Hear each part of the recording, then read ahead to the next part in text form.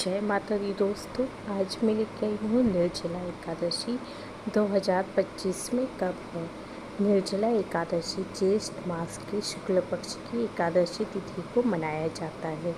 इस साल यह व्रत विशेष रूप से महत्वपूर्ण है क्योंकि इस बार ये दोनों दिनों तक मनाया जाएगा। एकादशी की जो तिथि है 6 जून 2025 की रात को 2:15 से शुरू होकर 7 जून 2025 को सुबह 4:47 पे समाप्त होगी। तोदिया तिथि के अनुसार यह व्रत 6 जून 2025 को मनाया जाएगा।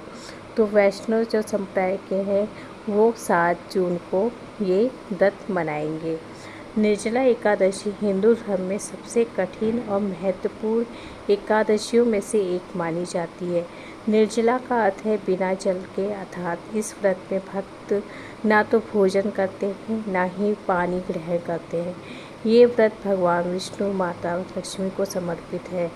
माना जाता है कि इस एकादशी का व्रत रखने से साल की सभी 24 एकादशियों का पुण्य प्राप्त हो जाता है। ये व्रत आत्म अनुशासन, भक्ति और तप का प्रतीक है जो भक्तों को मोक्ष, समृद्धि और पापों से मुक्त दिलाया जाता है। इसका महत्व बहुत है, धार्मिक और आध्यात्मिक महत्व अत्यधिक है। यह व्रत न केवल भक्तों के शारीरिक और मानसिक शुद्धिकरण में मदद करता है बल्कि ये भगवान विष्णु की कृपा प्राप्त करने का भी सशक्त माध्यम भी माना जाता है। इस व्रत को करने से सभी पापों का नाश होता है, मोक्ष की प्राप्ति होती है। ये व्रत नकारात्मक प्रभाव को कम करती है, सकारात्मक ऊर्जा प्रदान करता है। इस दिन जल, भोजन और अन्य वस्तुओं का दान करना विशेष रूप से पुण्यदायी माना जाता है। विशेषकर जल का दान करने से पितृदोष और चंद्र दोष के प्रभाव कम होते हैं। निर्जला एकादशी की कथा। निर्जला एकादशी की कथा महाभारत के पांडव भाई भीम से जुड़ी है, इसलिए इसे भीमसेनी या पांडव एकादशी के नाम से भी जाना जाता है। पौराणिक कथा के अनुसार भीम भोजन के अत्यधिक शौकीन थे, सभी एकादशियों को व्रत करने में असमर्थ थे, जबकि उनके भाई और द्रौपदी नियमित रूप से एकादशी का व्रत कर रखते थे। भीम को चिंता थी कि वे भगवान विष्णु का अपमान कर रहे हैं। तब उन्होंने ऋषि वेद व्यास से मार्गदर्शन मांगा। वेद व्यास ने उन्हें सलाह दी कि वे ज्येष्ठ शुक्ल एकादशी को निर्जला व्रत रखें, जिसका पुण्य सभी एकादशियों के बराबर है।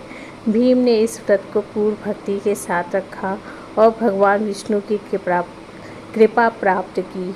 तभी से यह व्रत भीमसेनी एकादशी के नाम से भी प्रसिद्ध है। अब बात कर लेते हैं पूजा विधि। व्रत से एक दिन पहले हल्का भोजन लें, खूब पानी पिए, जल युक्त फल जैसे तरबूज, खीरा खाएं ताकि शरीर में जल की कमी ना हो। व्रत के दिन ब्रह्म मुहूर्त में उठ के स्नान करें। भगवान विष्णु के समक्ष व्रत का संकल्प लें। संकल्प में कहें कि आप ये व्रत भगवान विष्णु और माता लक्ष्मी की कृपा के लिए रख रहे हैं। एक स्वच्छ स्थान पर भगवान विष्णु और माता लक्ष्मी की मूर्ति या चित्र स्थापित करें। पूजा के लिए चंदन, तुलसी पत्र, फूल, धूप, दीप, नैवेद्य और पंचामृत तैयार करें और भगवान विष्णु को पंचामृत और तुलसी पत्र अर्पित करें। विष्णु सहस्त्र नाम या भगवद गीता का पाठ करें। ओम नमो भगवते वासुदेवाय नमः मंत्र का जाप करें। माता लक्ष्मी की पूजा करें, उन्हें कमल का फूल अर्पित करें। निर्जला एकादशी की कथा पढ़ें या सुने।